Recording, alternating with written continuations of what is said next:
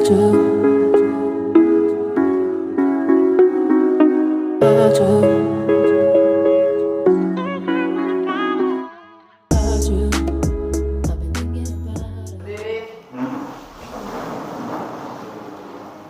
ibu guru kita ucap salam.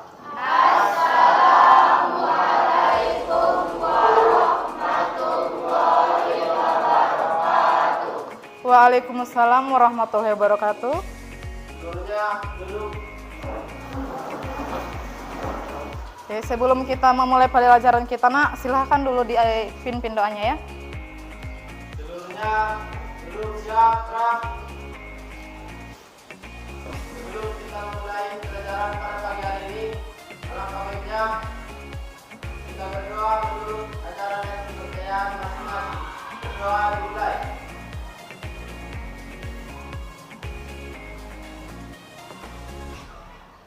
Berdoa selesai. Oke, ada yang tidak hadir? Hadir semua? Nihil. Oke, terima kasih ya, Nak, untuk yang tetap hadir setiap hari dalam mengikuti kegiatan pembelajaran kita pada hari ini ya. Berkali-kali. Oke. Jadi begitu aja ya. Jadi Ibu tanya dulu sama kalian sebelum kita masuk ke materi baru. Kemarin kita belajar tentang apa? Pertumbuhan ekonomi. Oke. Ada yang dapat menyampaikan pertumbuhan ekonomi itu apa?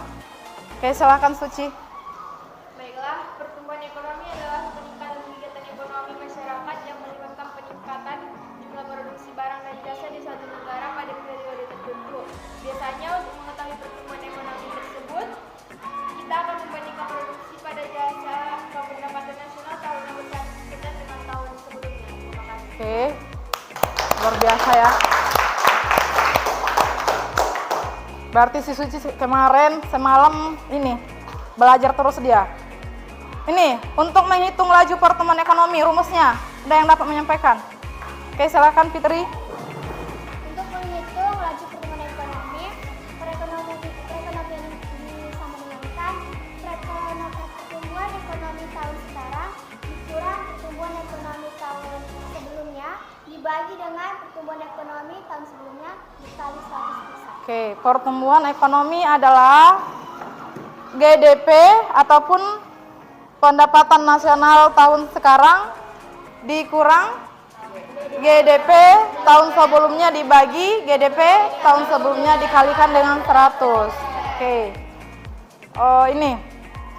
Kalau untuk menghitung laju pertumbuhan ekonomi di negara berkembang dan negara maju, apakah sama itu, Nak? Berbeda. Oke, siapa yang dapat menyampaikannya? Oke, silakan Ihsan.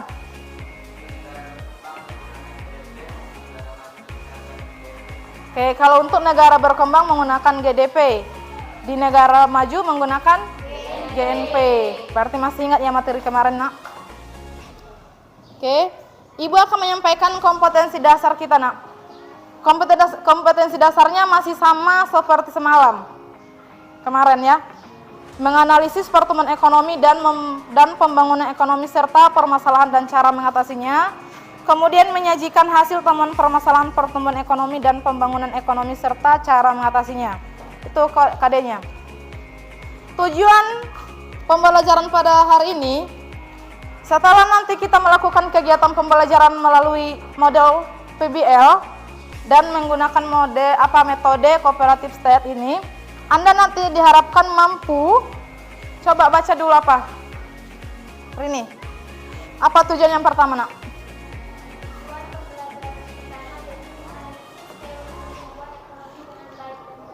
Oke, menganalisis teori pertumbuhan ekonomi dengan baik dan benar. Amatilah dulu gambar berikut.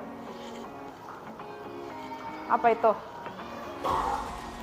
Kalau menurut kalian, ada nggak hubungan dengan gambar yang Anda amati dengan materi kita ini? Materi kita sekarang masuk ke materi teori pertumbuhan ekonomi. Materinya adalah teori pertumbuhan ekonomi. Coba kalian kaitkan apakah ada hubungan antara gambar dengan materi kita? Apa? Yaitu hasil dari hasil atau hobi dari seseorang dibuat untuk memasukkan ide yang teori. Oke. Tentang pemikiran atau pendapat seseorang untuk dibuat ke dalam sebuah pemikiran atau teori.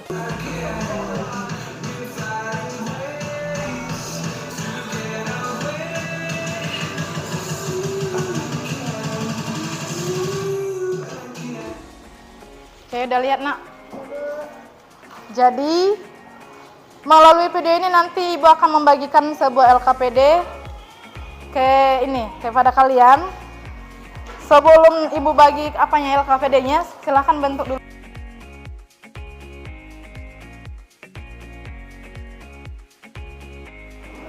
Di sini kelompok 1, 2, 3, 4, 5. Silakan Anda baca artikel yang telah Ibu bagikan ke grup Anda. Nanti akan Ibu tanyakan apa yang dapat Anda pahami melalui artikel yang Anda baca. Silakan dibaca ya.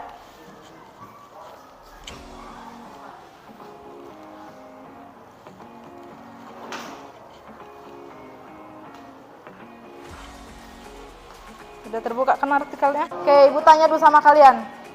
Di dalam artikel yang Anda baca, kan materi kita tentang teori pertumbuhan ekonomi. Di dalam artikel itu menjelaskan tentang pertumbuhan ekonomi, nak, teori pertumbuhan ekonomi. Ada berapa macam teori pertumbuhan ekonomi yang Anda baca di dalam artikel? 3. Ayo, angkat tanganmu siapa yang dapat menyampaikan apa saja yang 3 itu, nak. Oke, silakan Gina.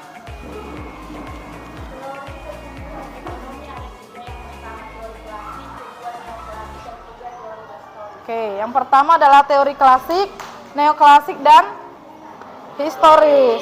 Oke, coba berikan tepuk tangannya, nak.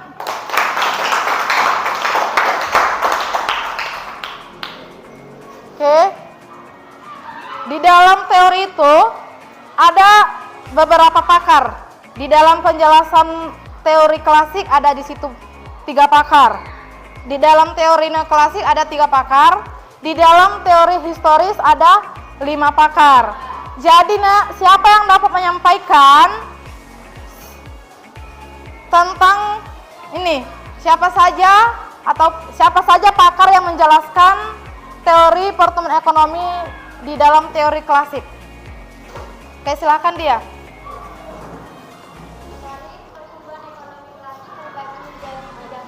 Yang pertama Adam Smith, Ricardo, dan pakar yang terakhir yaitu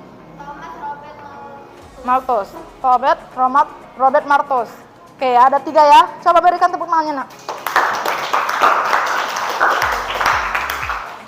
Yang pertama adalah Adam Smith, yang kedua David Ricardo, yang ketiga Robert Malthus. Oke. Ini yang dapat menyampaikan siapa saja pakar yang menjelaskan tentang teori neoklasik ini. Siapa yang bisa? Yupi, silakan Yupi.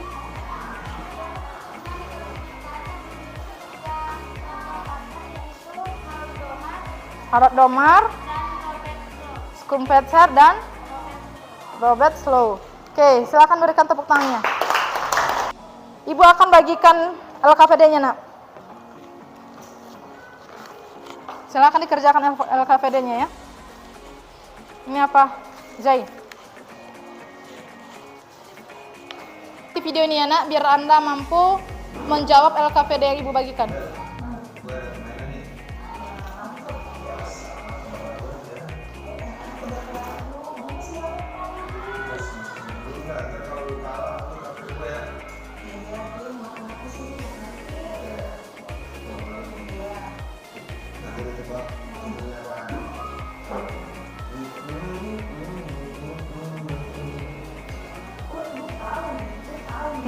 Jelaskan apa alasan Anda, mengapa Anda memilih menurut pendapat Weyorosto itu. Anda selesaikan dengan video yang tadi, nak.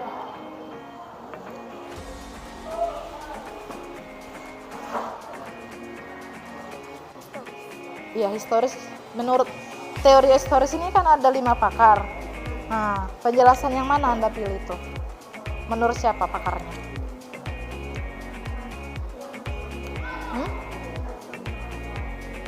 warna sambat itu. Udah, pilih nanti.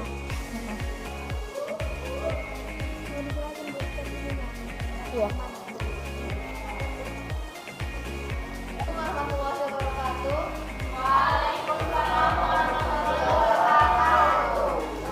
Saya dari kelompok 1 ingin mempresentasikan hasil diskusi kami, yaitu setelah Anda mengamati video, menurut Anda teori pertumbuhan ekonomi apakah yang sesuai dengan video tersebut? Menurut kami, teori yang sesuai dengan video tersebut adalah teori Adam Smith. Karena mulai dari tahun 1600 sampai tahun 2019 terjadi perubahan yang sangat banyak. Seperti pada tahun 1600, Jakarta belum terlalu banyak penduduk dan belum terlalu banyak perubahan. Menurut kami, pertambahan penduduk yang juga termasuk salah satu kunci agar pertumbuhan ekonomi meningkat. Sebab jika banyak tenaga kerja yang banyak, maka akan banyak memberikan barang-barang yang bisa menghasilkan pajak. Dari pajak tersebut bisa menimbulkan penghasilan di negara tersebut meningkat.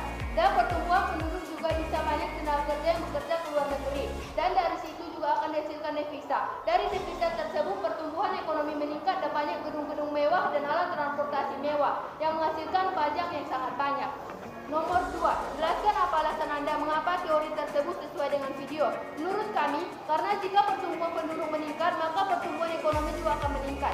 Sebab, jika pertumbuhan penduduk di suatu negara banyak, maka akan menghasilkan di suatu negara tersebut seperti pajak, produksi, lapangan usaha, jasa kesehatan, dan kegiatan sosial akan meningkat. Serta kegiatan ekspor-impor barang akan berjalan dengan lancar dan akan menimbulkan pertumbuhan ekonomi. Banyaknya pembangunan gedung-gedung mewah yang bisa dihasilkan pajak bumi dan bangunan, dan pada saat proses pembangunan akan dibutuhkan karyawan yang bisa menghasilkan upah. Banyaknya pembelian barang mewah dan banyaknya produksi barang dan jasa yang bisa menghasilkan uang yang banyak. Sekian dari kami. Assalamualaikum warahmatullahi wabarakatuh. Oke. Berarti menurut kelompok 1, berdasarkan hasil diskusi mereka memilih berdasarkan pakar Bapak Adam Smith yang menjelaskan tentang jumlah penduduk. Apabila semakin banyak jumlah penduduk suatu daerah, maka akan menyebabkan pertumbuhan ekonomi di dalam suatu negara itu juga akan meningkat. Menurut Bapak Adam Smith, begitu juga mereka mendukung, berarti mereka mendukung pendapat Bapak Adam Smith. Oke, sebelum mengakhiri materi kita ini, Nak, siapa yang dapat menyimpulkan dari materi yang telah dibahas ini? Siapa yang dapat menyimpulkannya? Oke, silakan Suci. Baiklah, di sini dapat saya simpulkan bahwa teori pertumbuhan ekonomi dapat dibagi 3, yaitu teori historis, yaitu kegiatan ekonomi dilakukan berdasarkan interaksi dalam masyarakat. Yang kedua, teori klasik, yaitu menyatakan pertumbuhan ekonomi dipengaruhi oleh investasi dan kewirausahaan. Dan yang ketiga, teori neoklasik, yaitu menjelaskan tentang kemajuan teknologi dan keahlian tenaga kerja. Terima kasih. D jawabannya. Kita periksa ya.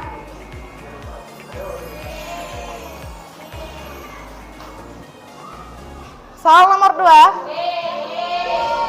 Tokoh yang berpendapat bahwa pertumbuhan ekonomi dapat dilihat dari tingkat investasi yang dilakukan masyarakat di suatu negara. Apa jawabannya? Harold Domar. Ada nggak yang salah? Itu nanti akan kelihatan ya, Nak. Apa jawabannya?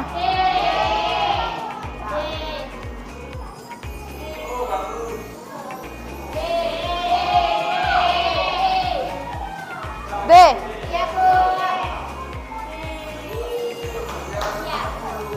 Ini yang terakhir. Apa?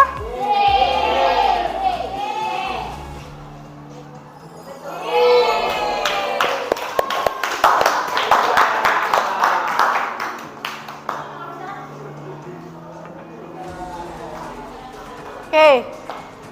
Berarti kalau berdasarkan kuisis yang Anda jawab, sudah Anda jawab di handphone Anda, kemudian dibuktikan lagi di sini, Nak. Berarti pemahaman kalian mengenai materi teori pertumbuhan ekonomi ini udah bisa dikatakan berhasil.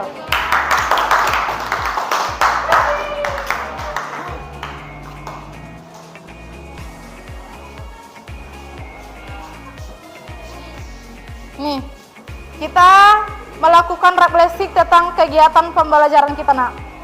Ini, silakan nanti Anda berikan satu lembar sama Ibu ya. Berikan satu lembar sama Ibu tentang kegiatan pembelajaran kita ini. Apakah telah berjalan dengan baik? Apakah kamu bisa memahami materi yang telah disampaikan? Kemudian, apakah kamu mengalami kesulitan di dalam pembelajaran ini? Terus, apakah sikap Anda dalam kegiatan pembelajaran ini? Silakan berikan satu lembar sama Ibu. Oke, Ibu tanya sama kalian. Apakah kegiatan pembelajaran kita pada pagi hari ini menyenangkan atau membuat Anda tidak begitu memahami materinya?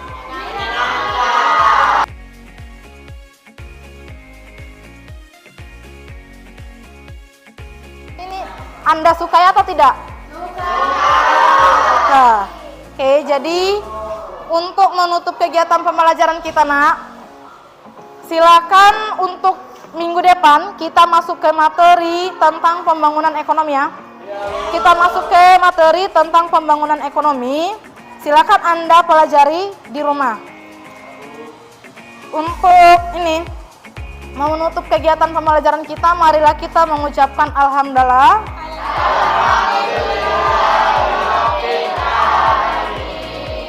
Ibu akhiri dengan mengucapkan assalamualaikum warahmatullahi wabarakatuh. Oke, silakan dikumpul lagi LKPD-nya, Nak. Silakan dikumpul LKPD-nya.